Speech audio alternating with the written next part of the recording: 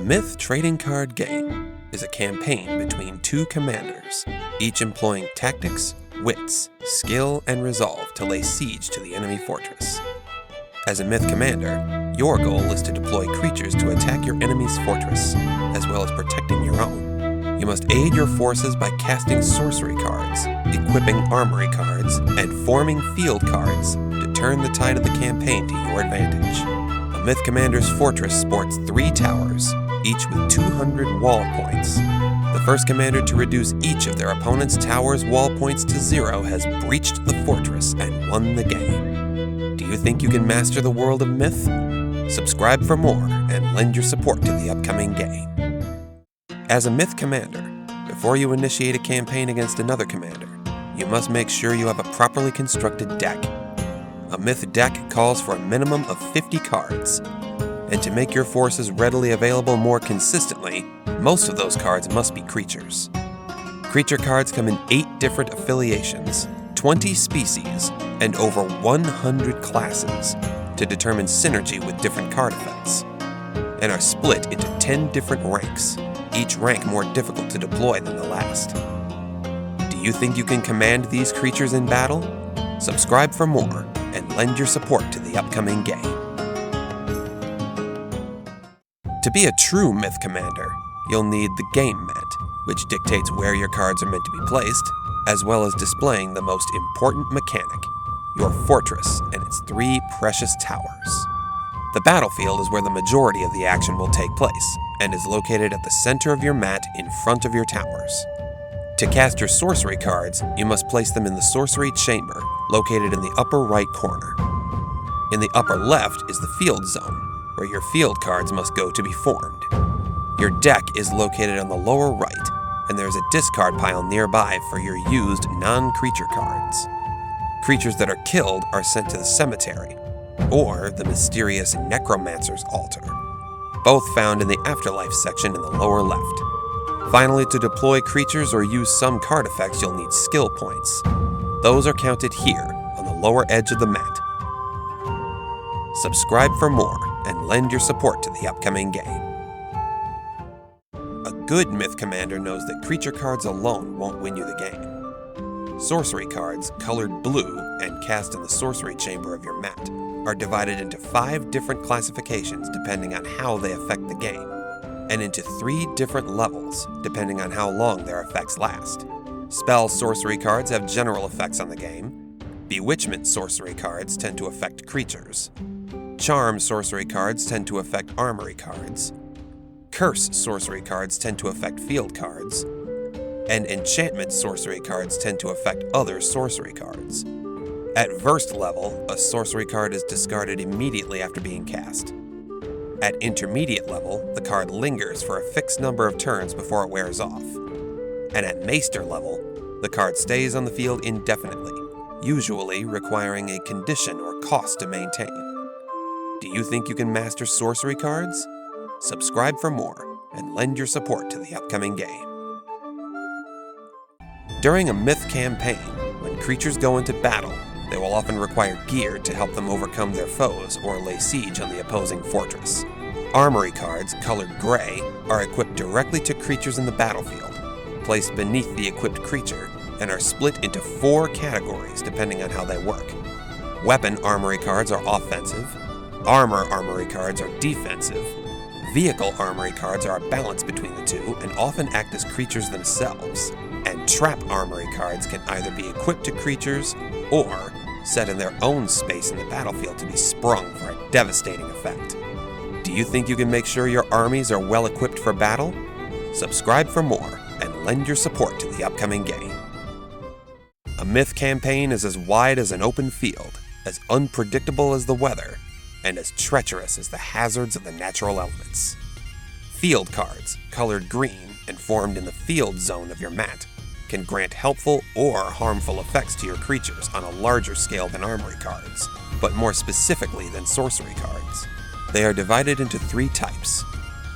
Terrain field cards grant effects, usually based on the affiliation, species, or class of creatures they affect. Weather field cards have benefits and detriments for multiple creatures, but only last 3 turns. and hazard cards are exclusively that, hazardous to both friend and foe. Do you think you can steer the natural elements to your advantage? Subscribe for more and lend your support to the upcoming game.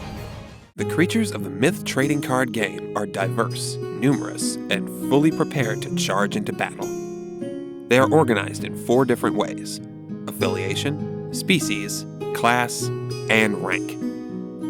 The 8 affiliations into which creatures are divided determine how some card effects work on them, as well as how additional damage is dealt in battle.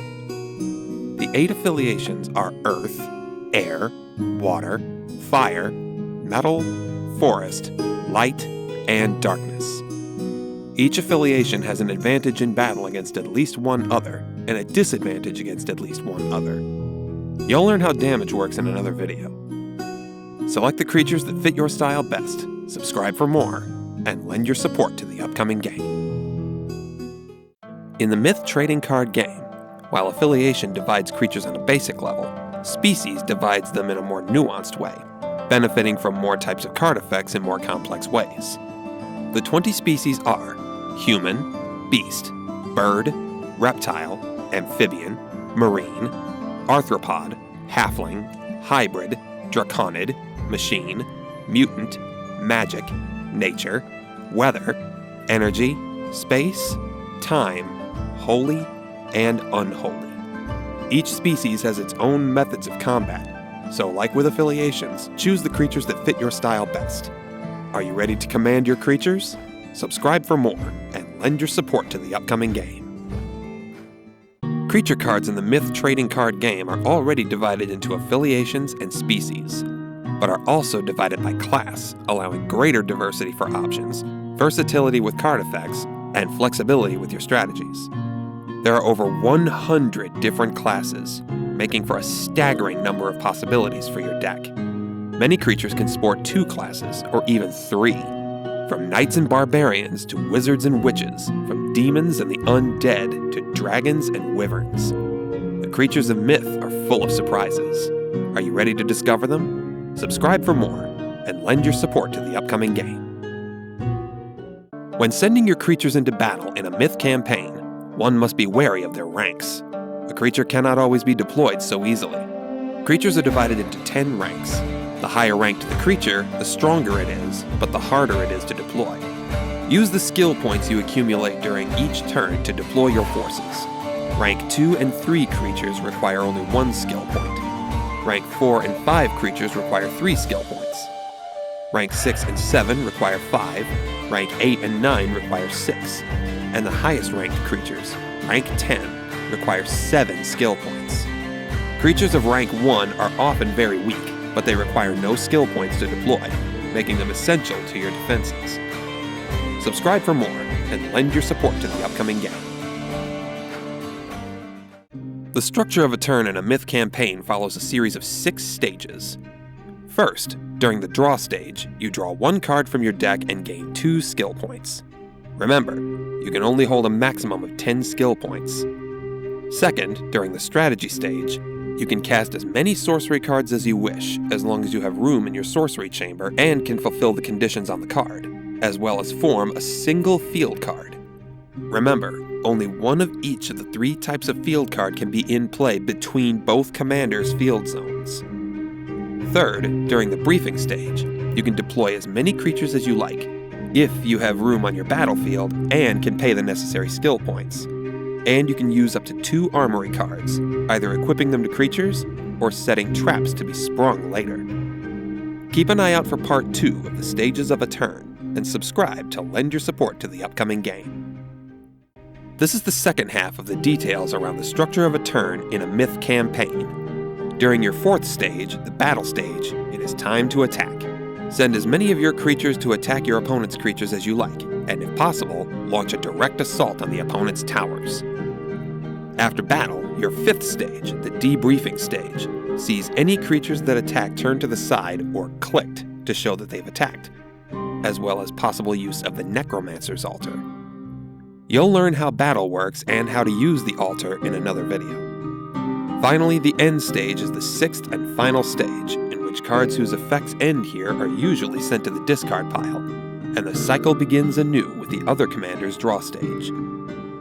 If you need a refresher, look for Part 1 of the Structures of a Turn and subscribe to lend your support to the upcoming game. The battlefield is the most important part of the game mat during a Myth campaign, aside from your fortress, of course. The battlefield consists of 2 rows of 3 spaces for your creatures. The top row is called the front line, and the bottom row is called the rank line. Creatures in the front line can attack any opposing creature, but creatures in the rank line can only attack creatures in the opposing front line. Many creatures have effects that help them or hinder them depending on which line they're deployed to as well, so be sure to formulate a strategy that caters to their strengths in battle. Do you have the tactical prowess to take down your enemies? Subscribe for more and lend your support to the upcoming game. When your creatures are killed in battle during a Myth campaign, they are sent to the cemetery in the Afterlife section of your mat. But there's another space in the Afterlife section that can give you an edge or help you make a comeback: the Necromancer's Altar. When a creature of yours is killed in battle, instead of the cemetery, it can be placed in the Necromancer's Altar, and during your debriefing stage, you can add that creature back to your hand. Be careful, only 1 creature can inhabit the Necromancer's Altar at a time. Only creatures killed in battle with other creatures may use the altar, and you must pay skill points, the same number of skill points you would need to pay to deploy that creature.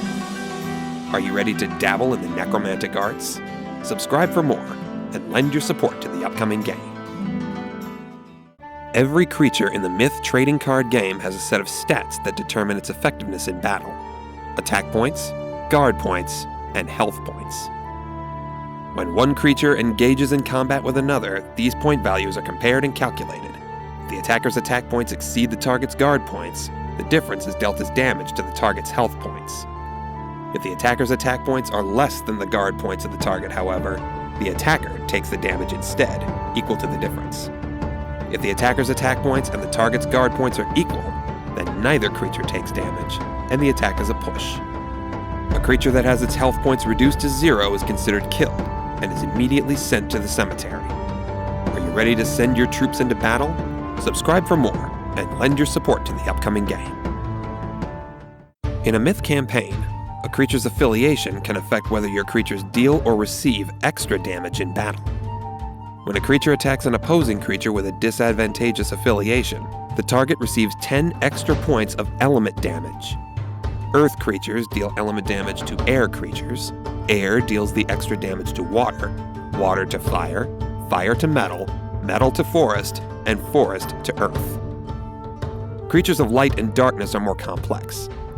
Light deals element damage to earth, fire, and air. All the elements darkness takes damage from. But darkness deals damage to the affiliations that light takes damage from, namely water, forest, and metal. When an attacking earth creature attacks an air creature, the target takes 10 damage regardless of whether the attacker's attack points exceeded the target's guard points. Conversely, if the attacker is fire and the target is water, regardless of whose point value is highest, the attacker takes 10 element damage. Looking to deal some damage? Subscribe for more, and lend your support to the upcoming game. If you have trouble understanding how card effects work in a Myth campaign, these gemstone symbols on the cards can help. A sapphire means the effect can only be used once per turn. A ruby means the effect is mandatory. An amethyst means the effect is passive and remains in effect constantly as long as the card is in play. An emerald indicates a cost to use the next effect, reserved usually for bartering skill points, sacrificing creatures, or sending cards from the hand to the discard pile or cemetery.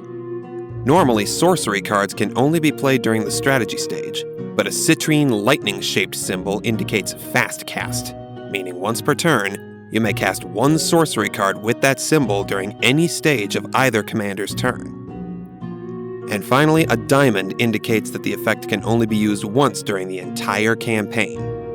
Subscribe for more, and lend your support to the upcoming game. Symbols on your Myth cards can help you understand not just how they work, but when they work. Each stage of a turn is represented by a logo, pointing out when the effect can be used. DR for the draw stage, ST for the strategy stage, BR for the briefing stage, BA for the battle stage, DE for the debriefing stage, and EN for the end stage. A stage marker with an arrow on it pointing upwards indicates that the effect is to take place during that stage of the opponent's turn. If the arrow points down, it takes place during your turn. An arrow pointing to the right towards a stage logo indicates that the effect lasts until that stage. Subscribe for more, and lend your support to the upcoming game.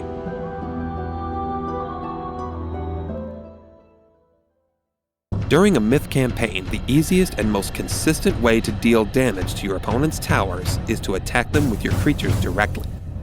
During your battle stage, you have a chance to strike at your opponent's towers, but there are 4 conditions that creature must fulfill first. It cannot attack a tower directly on the turn it was deployed. It must be in the front line to attack a tower. It can only attack the tower in its column, and it can only attack that tower if there are no opposing creatures in that column. When calculating damage to a tower, subtract the creature's attack points from that tower's wall points. With enough direct attacks, all 3 towers will fall, the fortress will be breached, and victory is assured. If you think you're ready to lead the charge, subscribe for more, and lend your support to the upcoming game.